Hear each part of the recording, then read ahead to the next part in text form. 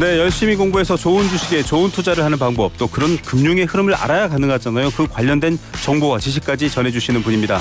자, 수요일에 염블리, 이분께 주식 공부하면 정말 행운입니다. 염승환 이베스트 투자증권 리테일 사업부 이사 화상으로 연결돼 있습니다. 이사님 안녕하십니까? 네, 안녕하세요. 네, 자 지난주에 스튜디오 나오셨을 때랑 화상이랑 제가 비교를 해봤습니다. 네, 역시 스튜디오 나오시는 게 훨씬 더 여러 가지로 좋은 것 같습니다. 그래도 뭐 화상으로 봬도 또 스튜디오 나오셨을 때만큼 저희 청취자분들도 좋아하실 것 같네요. 자, 먼저 미국 뉴욕 증시 얘기부터 해야 될 것 같은데요. 새해 처음 시작하고는 조금 주춤한다라는 얘기가 있는데 다시 상승 탄력을 받았다, 이런 기사들이 나오고 있습니다. 뭐 빅테크 얘기들 나오고 있는데 어떤 상황입니까? 미국 증시가 이제 새해 첫 주 출발이 조금 이제 약간 부진했었는데 이번 주 들어와서 이제 좋은 분위기로 바뀌고 나스닥이 이제 어제죠. 한 2% 이상 올랐고 오늘 이제 소폭 상승을 좀 했는데 기술주 중심으로 상승세가 다시 좀 재개가 되고 있고요. 다만 이제 다우지수는 마이너스 0.4% 빠졌기 때문에 전통 산업주들은 조금 부진한 그런 흐름이 이어지고 있다고 보시면 되겠고, 네. 오늘 같은 경우는 이제 소비자 물가 지수가 이제 그 내일 또 발표되다 보니까 네. 그 발표를 앞두고 시장이 또 한번 물가를 확인하고 싶은 그런 이제 분위기가 연출되면서 약간의 혼조세로 끝났고, 또 물론 이제 오늘도 기술주들은 좀 좋았지만 뭐 유가가 요즘에 좀 변동성을 보이면서 에너지 기업들의 주가가 좀 부진하면서 아까 말씀드린 대로 다우는 조금 약간은 이제 흘러내리는 모습이었고, 시장이 이제 금리 인하를 많이 기대하고 있지만 일단 좀 후퇴는 하고 있는 것 같아요. 금리 인하 기대감이 한 6번 정도 예상을 했는데 지금 연준은 3번 얘기를 했죠. 네. 근데 이제 시장도 약간은 연준과 이제 그 괴리를 맞추기 위해서 좀 물러서는 모습인데, 그래서 이게 3월달 금리 인하 확률이 90% 정도 됐었잖아요. 예. 오늘 기준으로 65%까지 좀 떨어졌기 때문에 확실히 시장 이제 금리 인하 기대감이 조금 약화되면서 증시도 이렇게 막 위로 뻗기보다는 지금 현재는 미국도 좀 박스권 좀 등락을 거듭하는 그런 흐름으로 일단은 지금 전개가 되고 있는 것 같습니다. 네, 미국 FOMC의 금융 통화 정책의 방향에 따라 사실은 돈의 흐름을 좌우지하는 주식시장도 민감한 반응을 보이는데, 사실 대표님 출연해서 막 얘기하다가 좀 지나서 회의록 공개가 되면서 좀 구체적인 분석 보도들이 나왔는데 기대했던 만큼 뭐 확실하게 내려야지 꺾어야지는 아니었던 것 같아요. 근데 내려간다라는 건 있는데 3월 달에, 그러니까 횟수를 만약에 6번 정도 연착륙 하듯이 내릴 거면은 그러면 3월부터 시작해야 되지 않아라고 하는데 그건 바뀐 건 거죠? 일단 이제 3월에 시작한다는 이제 기대감이 높았는데 이번에 의사록을 보면 아까 말씀하신 대로 사실 이제 뚜렷하게 얘기가 나온 게 전혀 없어요. 그냥 이제 점도표 보면 이제 올해 3번 하는 거거든요. 근데 거기에 대해서도 명확하게 뭐 의사록에서 얘기가 나온 건 없습니다. 그냥 논의 정도 하자, 이런 거기 때문에 거기서도 되게 또 헷갈렸던 게 뭐 그 물가 수준이 낮아질 걸로 전망을 했는데도 불구하고 또 멘트를 보면요. 또 정반대 얘기를 하고 있어요. 언제든지 물가가 높아질 수 있기 때문에 긴축의 고삐를 또 늦추면 안 된다. 그러니까 되게 지금 막 헷갈리는 발언들이 나오다 보니까 시장 참가자들도 일단 이제 12월 FOMC 그 발언만 가지고는 조금 이제 확실하게 힌트를 얻지 못했고, 그래서 이제 1월 말에 그 FOMC가 열리잖아요. 그때 FOMC를 하고 나서 바로 3월이잖아요. 그러니까 이제 아마 3월에 할지 안 할지는 이번 달 말이 돼봐야 될 것 같고, 근데 그걸 앞두고 소비자 물가가 이제 내일 발표된단 말이에요. 그게 이제 우리 예상보다 더 완화가 되면 사실 또 기대감이 높아지겠죠. 3월에 할 수도 있겠구나. 그러나 뭐 예상 수준이나 좀 높게 나온다면 요즘에 경제 지표가 또 좋거든요. 그러면은 시장 물러나겠죠. 3월은 아닌가 보다. 5월이나 6월로 또 후퇴할 수도 있기 때문에 결국 일단 1차적으로는 이제 내일 발표될 소비자 물가를 한번 확인해야 좀 뭔가 또 명확하게 우리가 좀 판단을 할 수가 있을 것 같습니다. 맞습니다. 뭐 금통 그 FOMC 위원들이, 연준 위원들이 무슨 뭐 원탁의 기사들이어서 올려 내려 결정하는 게 아니라 이런 지표들을 보고 결정하기 때문에 염승환 이사가 말씀하신 것처럼 봐야 되는데, 지금 일단 대충 나온 얘기 중에 하나는 에너지, 음식료 같은 변동성 큰 거 제외한, 보통 저희가 이제 뭐 근원 CPI, 근원 물가 얘기하는데 이거는 좀 둔화한 것 같아요. 쉽게 말하면 그 오름세가 꺾였고 이거는 조금 이제 물가가 안정되고 있다. 물가가 안정되면 사실 나쁜 쪽으로 말하면은 침체 방향으로 향하고 있는 거기 때문에 금리 내릴 수 있다, 이런 얘기잖아요. 뭐 보도하신 분들의 어떤 맥락인지는 모르겠지만 이런 거 보면 그래도 뭐 여태까지 예상했던 선반영됐던 것들은 좀 그대로 유지해도 좋을까요? 아니면 그래도 변동할 수 있다라는 거, 심지어는 올릴 수도 있다라는 걸 생각해야 될까요? 일단 제일 중요한 게 이제 그냥 일반적인 뭐 에너지 가격 포함한 걸 이제 헤드라인 CPI 이제 소비자 네. 물가라고 하는데 그거보다는 근원이죠. 그걸 뺀. 네. 그러니까 에너지나 뭐 식품 가격 변동이 크니까 그럼 이제 그 안에 들어가 있는 이제 항목들을 보면 가장 큰 게 이제 주거비죠. 네. 그러니까 우리나라로 따지면 월세 같은 개념이라고 네네. 보시면 좋겠는데 이게 워낙 높았거든요. 그동안. 네. 그래가지고 이제 근원 물가가 지금 사실 근원 물가 헤드라인보다 더 높은 상태잖아요. 네.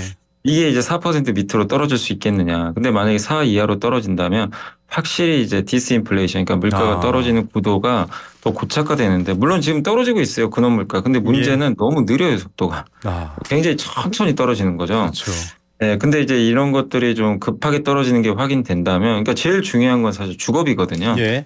주거비하고 이제 나머지 서비스 물가들인데 이쪽은 일단 기본적으로 물가가 좀 이제 일반 상품 가격보다 좀 이게 끈적끈적하게 잘 안 떨어지다 보니까 네. 그러나 다만 주거비에 선행하는 게 주택 가격 지표인데 네. 이게 이미 떨어지고 있어요, 계속. 네. 그거 궤적을 보면 주거비도 결국엔 떨어질 가능성이 높기 때문에 일단은 근원 물가도 안정화될 것 같은데 다만 속도가 계속 이렇게 느릴 건지 네. 아니면 이제 빠를 건지는 한 번 더 또 내일 발표되는 지표를 확인을 더 해야 될 것 같습니다. 예.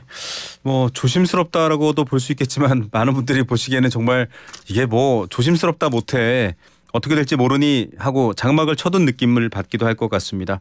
그래도 주식시장 증시는 또 여러 가지 요소들에서 변동이 큰데 앞서 기술주들 전통적인 산업들 다우지수와 이제 대비되는 것들 얘기하셨는데 지금 CES 개막했잖아요. AI가 이번에 주제입니다. 기술주 관련해서 특히 AI도 저희도 맨날 얘기를 했는데 이게 지금 굉장히 관심받고 있는 것 같아요. 증시에서도. 네, 그러니까 사실 CES 주제 중에 항상 제일 많이 나왔던 게 그동안 보면 이제 자동차 쪽입니다. 네. 자동차 뭐 자율주행 이슈 있잖아요. 네네. 아까도 뭐 자동차 이제 가전이다. 사실 그 얘기 나온 게 제가 2018년도에 한번 갔다 왔기 때문에 네. 그때도 2018년도에 가장 큰 화두가 자동차는 가전이다. 네. 이제 자동차 스마트화한다. 뭐 이런 얘기가 그때도 거의 도배를 했어요. 그러니까 이게 제가 갔을 때 가전 전시회인지 아니면 이게 자동차 전시회인지 좀 헷갈렸었거든요. 네. 지금도 계속 이어지잖아요. 네네. 근데 올해는 바뀐 것 같아요. 확실히 올해는 중심이 AI로 넘어갔어요. 네. 그러니까 자동차에 대한 관심보다 확실히 AI 쪽으로 넘어갔고 사실 얼마 전에 또 메타버스 이런 것들도 있었지만 물론 올해도 있고 또 디지털 헬스라 그러죠. 네. 이쪽도 매년 나오는 코드인데 로봇하고요. 근데 예. 확실히 올해는 AI가 접목된 것들이 많이 좀 이제 발표가 됐고 특히 뭐 스마트홈이라든가 또 거기에 AI를 접목을 해서 가전제품을 이렇게 또 조작을 하고 이런 부분들이 또 어쨌든 이제 새롭게 좀 구상을 하고 있고 또 네. 이제 이번 달인가요? 아마 애플의 그 비전 프로라고 네. XR 기기 나오잖아요. 네네. 그래서 아마 가상현실. 공간 컴퓨팅이라 그러죠. 이렇게 네. 딱 이걸 그 고글 같은 거 이제 끼고 내가 이제 컴퓨터 화면을 키우는 거죠. 그냥 가상에서. 네네. 네. 그래서 이제 공간 컴퓨팅이라고 하는데 그런 것들도 이번에 좀 화두가 되고 있는 것 같습니다. 그래서 예. 어쨌든 트렌드 자체는 지금 미국 시장에서 제일 강한 업종은 AI를 이끄는 빅테크잖아요. 네. 그게 결국 CES에 그대로 지금 반영이 되고 있다라고 좀 봐야 될 것 같습니다. 증시도 그렇습니다. 방금 말씀하신 혼합현실 MR이라고 합니다. 뭐 AR 증강현실, 뭐 VR 가상현실, 뭐 근데 이 지금 비전 프로 얘기 나오면서 애플이 사실 얼마 전에 시총일인데 뚝 떨어졌다라는 보도를 했는데 지금 사야 된다 이런 얘기도 나옵니다. 이거는 뭐 우리나라 미국 증시에 투자하시는 분들도 많거든요. 네. 이 발언에 대해서 좀 진위 파악이나 분석을 해주셔야 될 것 같아요. 이게 이제 비전 프로가 너무 비싸거든요. 우리나라 돈으로 아마 400만 원이 넘을 거예요. 네.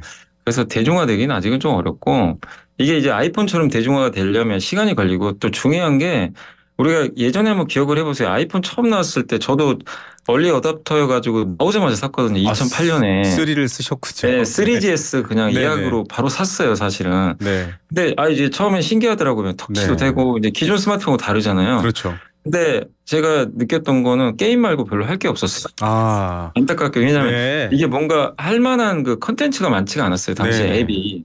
근데 그 후로 몇 년 지나서 애플 앱스토어에 어마어마한 앱들이 깔리기 시작을 했잖아요. 한때 앱 만드는 게 정말 블루오션이 되긴 맞아요. 했었어요. 예. 그러면서 사실 이제 스마트폰이 대중화된 거죠. 그때부터. 네. 그러니까 비전 프로의 숙제는 그거예요. 할 수 있는 컨텐츠가 많아야 되는데 그게 지금 나온다고 많을 수 있겠느냐. 아직 생태계가 안 갖춰졌잖아요. 네네. 그래서 비전 프로로 인한 주가 상승은 저는 쉽지는 않을 것 같다. 네. 이렇게 좀 보고 있고 결국 애플이 해야 될 거는 아이폰에 AI를 넣을 거냐 말 거냐. 아직 이게 결정이 안 됐는데 전 넣어야 된다고 생각하거든요. 그렇죠. AI를 접목하지 않는 아이폰이 앞으로 의미가 있을까. 네. 그런 생각이 들 정도로 AI가 이제 들어오고 있는데 그래서 올해 9월에 아마 애플 아이폰 16이 나오는데 그게 아마 들어간 거란 이제 얘기들이 나오면 그때부터 좀 움직일 것 같아요. 네. 근데 올해는 아닌 것 같다고 하면 아마 올해는 모멘텀 자체가 없거든요. 예. 결국 애플도 AI를 언제쯤에 이걸 좀 터트려 줄지 이거를 아마 많은 분들이 기대할 것 같은데 뭐 그건 이제 팀쿡 CEO한테 달린 문제니까 네. 너무 비전 프로의 그거에 이 집중하기보다는 저는 AI 쪽에 집중을 여전히 해야 된다라고 말씀을 드리겠습니다. 네, 맞습니다. 뭐 찬바람 불어온다라고 해서 그러면 이제 점퍼파는 업체가 잘 되겠네 이렇게 판단하시면 안 되고 구체적인 혁신이 구체적인 소비로 확산돼서 트렌드가 되느냐를 좀 그 포인트들을 잘 보셔야 된다라는 염승환 이사의 말 잘 좀 귀담아 들으셔야 될 것 같습니다. 그 외에도 뭐 AI 화두가 많으니까요. 이미 국내에도 AI 업체들 코스닥을 비롯해서 많이 있지 않나요? 그럼 관심을 좀 받을 것 같은데요. 네, 그러니까 사실 이제 오늘로 알고 있는데 그 챗 GPT, 네. GPT 관련해서 그 스토어라고 오늘 공개가 된다고 하더라고요. 이게 네네. 뭐냐면 앱 스토어랑 똑같은 거죠. 그래서 예전에 이제 스마트폰에 많은 앱을 만들어서 그걸 판매도 하고 생태가 형성된 것처럼 네. 이제 챗 GPT 관련해서 자기가 직접 그걸 앱을 만들 수가 있어요. 비서를 인공지능 앱을 디자인해서 만드는 거죠. 올릴 수 있습니다. 네, 맞습니다. 그래서 자기가 그리고 그걸 필요로 하는 사람은 돈 주고 구매도 하는 거죠. 네. 그 생태가 열리게 되면 이 GPT, 그러니까 한마디로 생성형 AI 시장이 훨씬 더 대중화가 빨라지겠죠. 네. 근데 그건 이제 스마트폰이 그런 걸 보여줬기 때문에 그래서 AI가 작년에는 그 반도체 위주로 갔었잖아요. 네네, 맞습니다. 근데 이제 올해 연초의 특징이 뭐냐면 소프트웨어로 지금 넘어가고 있어요. 소프트웨어 관련된 기업들. 올해 보면 지금 네이버 주가가 상당히 센 편이고 네. 한국에서 그 AI 쪽에 그 삼성의 계열사 삼성 SDS라는 기업이 네, 있거든요. 있죠. 이 기업도 요즘에 주가가 좋고 오늘 같은 경우 롯데정보통신 또 롯데그룹에서 그런 역할을 하고 있는데 네. 그런 소프트웨어 관련된 기업들의 주가가 사실 좀 최근에 굉장히 좋은 편입니다. 그래서 확실히 한국도 지금 그 챗GPT 스토어 관련해서 소프트웨어 쪽으로 조금씩 또 약간 분위기가 바뀌는 그런 모습들이 나오고 있는 것 같습니다. 예, 지금 뭐 모바일 여권 관련된 AI 업체, 그러니까 다 소프트웨어가 있습니다. 새로운 뭐 여러 가지 3D 4D 프린팅 이런 것들 여러 가지 구체적인 업체들도 지금 혁신상을 받았다 CES에서 하면서 지금 막 들썩들썩 거리는데 소프트웨어. 그러면 사실은 엔비디아와 GPU 얘기를 계속 해왔잖아요. 네. 이 부분도 그대로 어쨌든 살아 있는 거잖아요. 거기에다가 다만 이제 소프트웨어 구체적으로 어떤 경험과 시장을 만들지에 대한 것들도 지금 커지고 있지만 기존의 것들은 어떻게 보십니까? AI 관련해서는요? AI 이제 결국엔 제일 작년에 주목받은 건 어쨌든 엔비디아죠. 네. 엔비디아 중심 이제 반도체인데 여기도 여전히 뭐 계속 갈 수밖에 없죠. 그러니까 한번 상상을 해보시면 저는 챗 GPT 그 4.0 이제 3.5는 무료인데 네. 4.0은 이제 유료 버전이잖아요. 네. 그래서 제가 이제 직접 쓰고 있거든요. 이제 결제를 해서. 근데 지금 써본 결과 3.5는 옛날 데이터만 갖고 있어서 네. 최신 데이터를 몰라요. 근데 네. 4.0은 이제 최신 데이터를 불러와서 이제 답을 해주는데 문제가 굉장히 버벅됩니다. 좀 느려요, 속도가 되게. 이게 대답하는 속도가. 업무에 실제로 쓰시나요, 이사님도? 저는 쓰고 있죠. 네. 이렇게 자료 같은 거 찾을 때. 또 얼마 전에 엔비디아가 JP모건 헬스케어 컨퍼런스에서 네.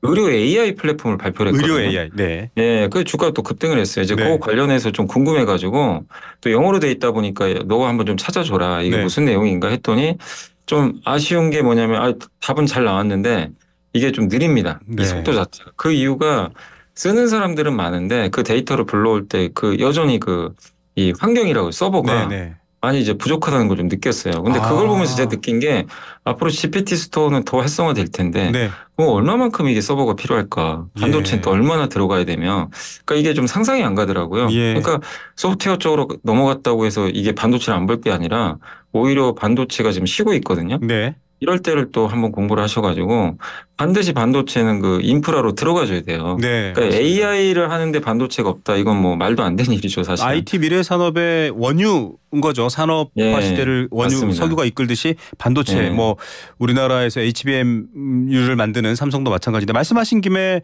삼성전자 실적이 좀 들쭉날쭉 7만 9천 원까지 갔다가 많은 국민들이 네. 관심이 있으신데 방금 말씀하신 부분과 또 반도체 실적 반도체의 또 사이클은 다른 분야잖아요. 시장이 따로 또 잘 분석되고 있는데 어떻게 보십니까? 지금 한국 증시에서 반도체 또 삼성 관련해서는요.